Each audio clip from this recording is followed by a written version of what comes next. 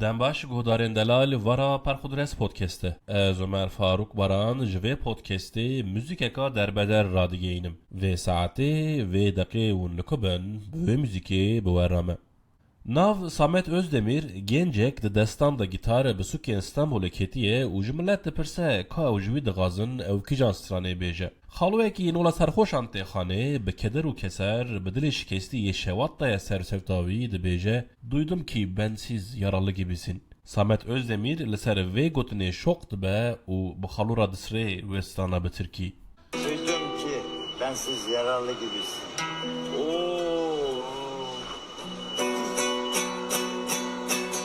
Duydum ki bensiz yaralı gibisin. Ne ağlar ne gülersin, güler gibisin. Kanadı kırılmış. Beraber söyleyelim.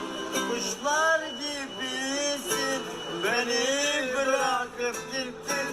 Böyle çekersin.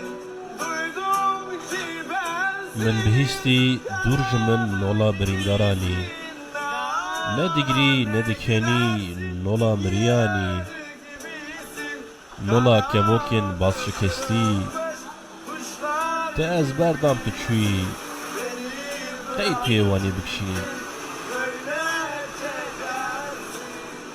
گودارین دلال ام هاتن داویا برنامه خواه پرخودرس پودکست هر پنجشم ده ساعت 5:05 PM دا به خلک کانو بورایه و گاوه به خاطر هوا